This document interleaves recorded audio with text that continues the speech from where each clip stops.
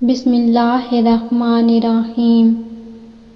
اللہ کے آخری نبی سرور کائنات فخر موجودات حضرت محمد صلی اللہ علیہ وآلہ وسلم کی پیدائش پر بے پناہ معجزات رونما ہوئے۔ ان معجزات میں سے اکثر کا ذکر تو اللہ پاک نے قرآن سے پہلے نازل ہونے والی آسمانی کتابوں میں کر دیا تھا، تاکہ لوگ جوک در جوک اس کے پیارے محبوب صلی اللہ علیہ وآلہ وسلم کے حلقہ ارادت میں داخل ہوں۔ بلکہ یوں کہا جا سکتا ہے کہ حضور اقدس صلی اللہ علیہ وآلہ وسلم کی پیدائش ہی کسی معجزے سے کم نہیں ہے۔ آج کی ویڈیو میں حضور صلی اللہ علیہ وآلہ وسلم کے پیدائش کے فوری بعد ہونے والے معجزات کو بیان کرنے والے ہیں کہ نبی کریم کو پیدائش کے فوری بعد کہاں لے جایا گیا، ان کو کون اور کیوں لے کر گیا۔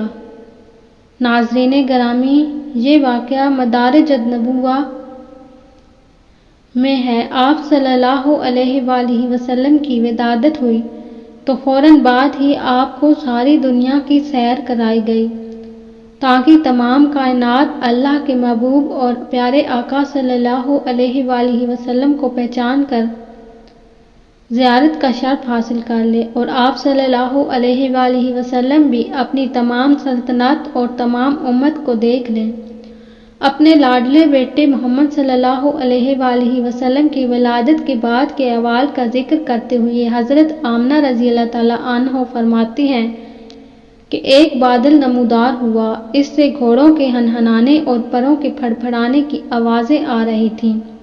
اس بادل نے انہیں ڈھانپ لیا اور وہ میری نظروں سے غائب ہو گئے۔ میں نے سنا کہ کوئی کہہ رہا تھا، محمد صلی اللہ علیہ وآلہ وسلم کو مشرق و مغرب اور انبیاء کرام کے اماکن و ولادت پر لے جاؤ، اور جنوں انس سے، درندوں اور پرندوں سے اور ہر قسم کی روحانی مخلوق سے ان کا تعارف کراؤ، اور انہیں حضرت آدم علیہ السلام کی سفود، حضرت نوح علیہ السلام کی رقت و گریازاری، حضرت ابراہیم علیہ السلام کی خلت اور دوستی، حضرت اسماعیل علیہ السلام کی زبان، حضرت یعقوب علیہ السلام کی بشارت، حضرت یوسف علیہ السلام کا حسن، حضرت داؤد علیہ السلام کی آواز، حضرت ایوب علیہ السلام کا صبر، حضرت یحییٰ علیہ السلام کا زائد، حضرت عیسیٰ علیہ السلام کی سخاوت عطا فرماؤ، اور اخلاق کے انبیاء کرام سے معمور کر دو۔ حضرت آمنہ رضی اللہ تعالیٰ عنہا مزید فرماتی ہیں کہ پھر دوبارہ آپ صلی اللہ علیہ وآلہ وسلم میری نگاہوں کے سامنے ظاہر ہوئے۔ اس وقت ایک سبز ریشمی کپڑا آپ صلی اللہ علیہ وآلہ وسلم کی مٹھی میں تھا۔ کسی نے کہا، مبارک ہو، حضرت محمد صلی اللہ علیہ وآلہ وسلم نے پوری دنیا پر قبضہ کر لیا ہے، اور ساری مخلوق آپ صلی اللہ علیہ وآلہ وسلم کی غلامی میں آ گئی ہے۔ اسی طرح حضرت شفاعت رضی اللہ تعالیٰ عنہ سے روایت ہے کہ جب حضور نبی کریم صلی اللہ علیہ وآلہ وسلم پیدا ہوئے تو اس وقت میں بی بی آمنہ کے پاس تھی۔ حضور صلی اللہ علیہ وآلہ وسلم کی پیدائش کے فوراً بعد سب سے پہلے میرے ہاتھ میں آئے۔ اللہ اکبر۔ ناظرین گرامی، کوئی اندازہ بھی لگا سکتا ہے کہ کس قدر بابرکت ہاتھ ہوں گے حضرت شفاعت رضی اللہ عنہا کے، جنہوں نے سب سے پہلے نبی پاک صلی اللہ علیہ وآلہ وسلم کو اپنے ہاتھوں میں اٹھایا۔ کیا ہی قسمت والے ہاتھ ہوں گے۔ خیر، حضرت شفا فرماتی ہیں کہ اس وقت میں نے کسی کہنے والے کو سنا کہ وہ کہہ رہا تھا، آپ پر اللہ کی رحمت نازل فرمائے اور آپ کا رب آپ پر رحمت کے پھول برسائے۔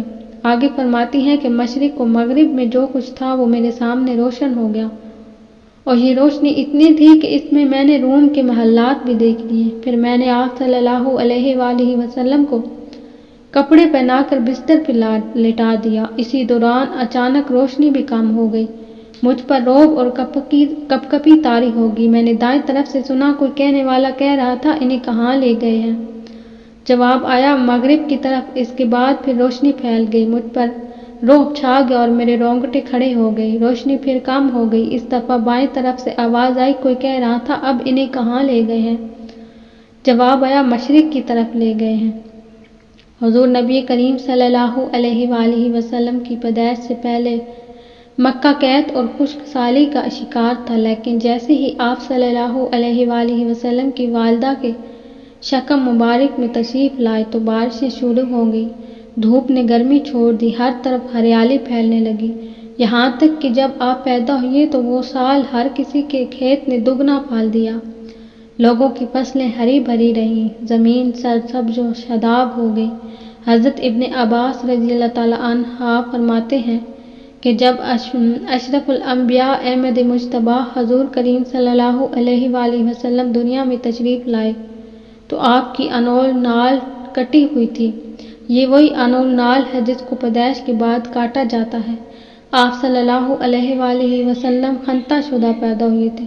آپ خوشبو کے ساتھ دنیا میں جلوہ افروز ہوئے۔ اللہ تعالیٰ کے اپنے محبوب کے ساتھ ایسی محبت تھی کہ اللہ پاک نے حضرت آدم اور حضرت آمنہ اور حضرت عبداللہ سے کسی دوسرے بچے کی پیدائش کو گوارا نہ کیا۔ اللہ تعالیٰ ہمیں توفیق عطا فرمائے کہ ہم اہل ایمان، اہل محبت و عشق بن سکیں، تاکہ ہمارا نام تاجدار کائنات صلی اللہ علیہ وآلہ وسلم کے عاشقوں میں لکھا جا سکے۔